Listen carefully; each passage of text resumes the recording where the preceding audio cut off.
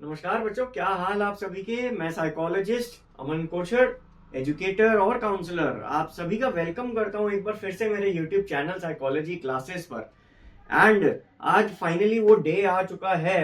आई hope कि आप सब जो स्टूडेंट्स देख रहे हैं मेरी वीडियोस, इतने दिनों से मेरे साथ एक सपोर्ट सिस्टम बन के रहे हैं।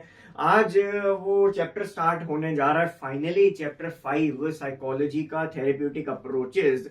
हाँ स्टूडेंट्स, मैं जानता हूँ कि फोर्थ चैप्टर अभी कंप्लीट नहीं हुआ है, उसकी वीडियोस मैंने प्रिपेयर कर ली हैं, but because of my clinical practice वो अपलोड नहीं कर पा रहा था मैं। But I surely upload them as well. But आज की वीडियो, क्योंकि कुछ कमेंट्स भी मुझे ऐसे मिले हैं और मुझे ऑफलाइन रिक्वेस्ट भी आई हैं कि आप थेरेप्यूटिक अप्रोचेस का चैप्टर स्टार्ट कीजिए। So here we go. And आज हम स्टार्ट करने जा रहे हैं हमारा थेरेप्यूटिक अप्रोचेस का चैप्टर।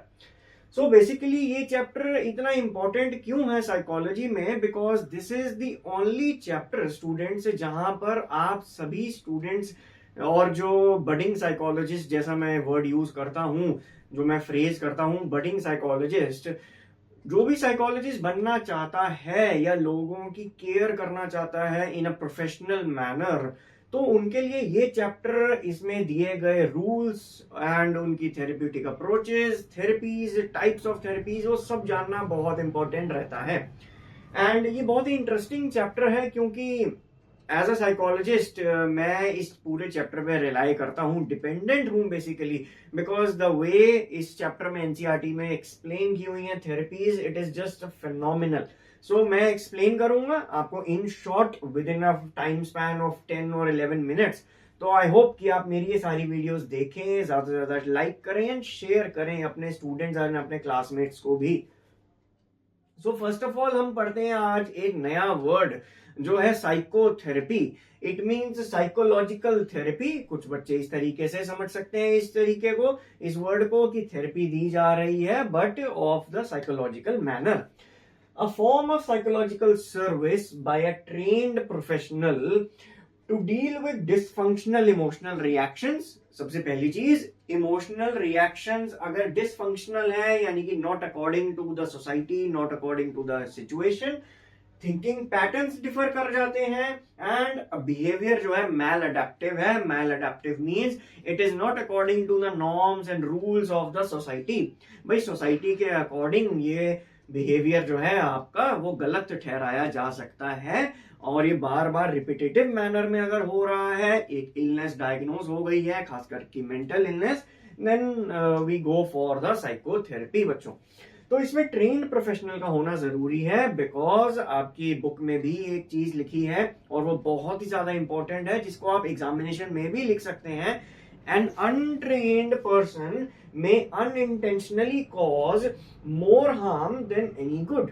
अगर कोई पर्सन ट्रेंड नहीं है तो बच्चों वो ज्यादा हार्म कर सकता है। वो चाहता है कि मैं चीजों को बेहतर करूं, बट वो कुछ ऐसी चीजें बता सकता है, कुछ ऐसे तरीके बता सकता है जो कि बिल्कुल भी साइकोथेरेप्यूटिक या किसी भी थेरेप्यूटिक अप्रोच के अकॉर्डिंग नहीं फिट बैठते हैं।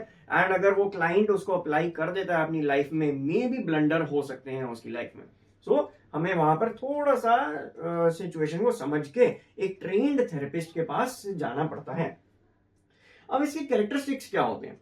जब भी हम बच्चों एक थेरेप्यूटिक अप्रोच को समझते हैं या पढ़ने की कोशिश करते हैं या अप्लाई करने की कोशिश करते हैं, खासकर me that I am a psychologist and a psychotherapist, so what four things that should be kept in mind? These are first of all the principles मतलब कि rules, assumptions एंड जो सेट ऑफ कंडीशंस बनी है किसी एक therapy के लिए, जो हम आगे टाइप ऑफ थेरेपीज में पढ़ेंगे। हमारे पास साइकोडायनेमिक थेरेपी है, हमारे पास ह्यूमन सेंटर्ड थेरेपी है, क्लाइंट सेंटर्ड थेरेपी है, कॉग्निटिव बिहेवियरल सीबीटी जिसे बहुत फेमसली कहा जाता है, उसके बाद एक्सेप्टेंस एंड कमिटमेंट थेरेपी है, उसके बाद आरईबीटी थेरेपी है, उसके बाद बिहेवियरल थेरेपी है, उसके बाद कंटिजेंसी मैनेजमेंट है, उसके बाद हमारे पास इतनी सारी थेरेपीज आ सकती हैं। मैंने अभी कुछ ही थेरेपीज का नाम यहाँ पर मेंशन किया है बच्चों। तो उसमें प्रिंसिपल्स का जानना बहुत जरूरी है।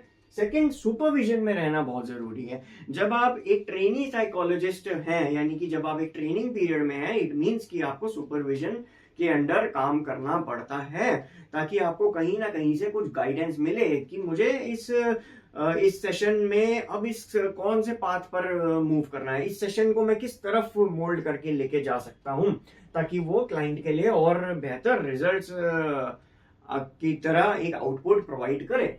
Third is rapport formation. ये सबसे इंपॉर्टेंट रहता है एंड ये ज्यादातर शुरू के फर्स्ट 2 या 3 सेशंस में आपको दिख जाता है दैट कि रैपो क्रिएट हो रही है या नहीं। बट रैपो का मतलब है कि आपके और जो आपके बीच क्लाइंट होंगे, यानी कि the therapist and the client, उन दोनों के बीच में एक वर्किंग रिलेशन क्रिएट हो रहा है या नहीं। उन आपके और थेरेपिस्ट और क्लाइंट के बीच में एक मीनिंगफुल कन्वर्सेशन हो रही है या नहीं, that is known as the rapport formation. And the last is working relation. Working relation का मेंटेन होना, ताकि एक प्रोफेशनलिज्म आए आपके काम के बीच में और आप उसी तरीके से लोगों की मदद भी करें। सो आई होप कि टिल नाउ अभी तक आपको ये टॉपिक क्लियर हो गए होंगे। Let's move on to what is known as the term therapeutic relationship. अब थेरेप्यूटिक रिलेशनशिप होता क्या है basically? A good working relation, first of all, we need to know this, that it is a good working relation between the client and the therapist is known as a therapeutic relation or alliance, जैसा आपकी books में भी mention किया गया है। एक अच्छा working relation, एक अच्छा प्रोफेशनल थेरेप्यूटिक रिलेशन क्लाइंट और थेरेपिस्ट के बीच में, क्लाइंट और साइकोलॉजिस्ट के बीच में, क्लाइंट और काउंसलर के बीच में अगर बनता है तो वो कहलाता है एक अच्छा थेरेप्यूटिक रिलेशनशिप। अब इसके 2 फैक्टर्स होते हैं जो कि बहुत ज्यादा इंपॉर्टेंट है जानने के लिए एज अ साइकोलॉजिस्ट, अगर आप इंटरेस्ट ले रहे हैं as a budding psychologist, again आप बनना चाहते हैं अगर। सबसे पहला आता है नेचर, कि उस रिलेशन का नेचर कैसा है। नेचर में 2 चीजें आती हैं most important. First is unconditional positive regard and the second is empathy. Unconditional positive regard का मतलब होता है judgement free session. Judgement free यानी कि without having any kind of judgement towards the client. Client ने अपने पास्ट में जो भी चीज करी हो या बोली हो या सिचुएशन जैसी भी रही हो, एंड वो आपके सामने वेंट आउट कर रहे हैं अपनी फीलिंग्स को एक्सप्रेस कर रहे हैं, और उसके साथ आप एक न्यूट्रल, एक पॉजिटिव रिगार्ड रख रहे हैं that yes you can talk और you can share those things जो आपको हर्ट करती हैं, आप मुझसे वो चीज शेयर कर सकते हैं। That is known as positive regard. It is also known as acceptance, कि आप एक्सेप्ट कर रहे हैं उस क्लाइंट की बातों को जो उस क्लाइंट के लिए हर्टफुल थी या ट्रॉमेटिक थी या स्ट्रेसफुल थी या डिप्रेसिव थी। Next is empathy. एम्पैथी की अगर हम बात करते हैं बच्चों, तो एम्पैथी का मतलब होता है किसी दूसरे इंसान की फीलिंग्स, किसी दूसरे इंसान के सर्कमस्टांसेस, सिचुएशंस को अपना जैसा फील करते हुए कुछ एडवाइसेस प्रोवाइड करना। Yes, and it is different from sympathy. Sympathy का मतलब होता है कि आपके बीच में एक डिस्टेंस है, आप उसकी बात को समझ रहे हैं, बट हाँ, जिसे हम हिंदी में कहते हैं सांत्वना देना।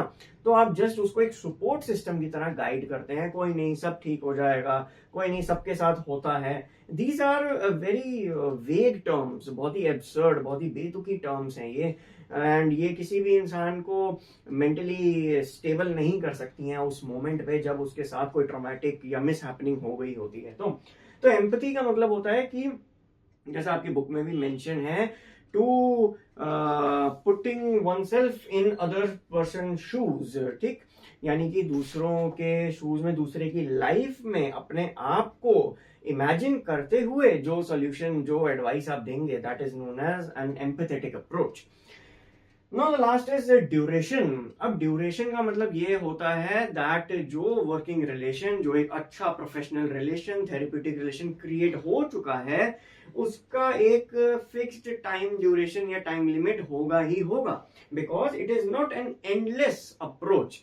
ये थेरेप्यूटिक सेशंस किसी क्लाइंट के साथ या उसका एक लाइफस्टाइल एंडलेस नहीं है। इट मीन्स कि ये खत्म होगा, एक लिमिटेड टाइम तक ये चीजें रहती हैं। In the next upcoming videos में बताऊंगा कि short term durations and long term sessions क्या होते हैं, कौन सी थेरेपीज में कितने टाइम के लिए सेशंस अप्रोक्सीमेटली दिए जाते हैं, और भी बहुत कुछ एज अ साइकोलॉजिस्ट मैं अपने पर्सनल एक्सपीरियंसेस अब इस चैप्टर में finally as an input, as a valuable information देने की कोशिश करूंगा, ताकि आप सब बच्चे उनको समझ सकें एंड समझ सकें कि थेरेपी किस तरीके से वर्क करती है. It is not just a simple talking और just a simple conversation between two people. It is very much deeper than that and more than that. So I hope कि आज की वीडियो आपको पसंद आए एंड आई होप कि आपने and तक मेरी वीडियो को देखा हो. एंड प्लस मैं चाहूंगा कि आप मेरी वीडियो ज्यादा से ज्यादा शेयर कीजिए अपने क्लासमेट्स तक, क्योंकि सबके लिए ही बोर्ड एग्जामिनेशंस हैं एंड ये चैप्टर्स सबको ही अपने बोर्ड्स के लिए प्रिपेयर करने हैं. सो आई होप कि आप सब शेयर करें एंड ज्यादा से ज्यादा लाइक कीजिए. And you can also comment down me some changes if you want, और किस तरीके से मुझे और अपनी लॉन्गर फॉर्म वीडियोस क्रिएट करनी चाहिए, या यही short duration videos of 10 minutes और 11 मिनट्स की ही अप्रोचेबल रहती हैं. So thank you so much once again and keep studying and keep learning.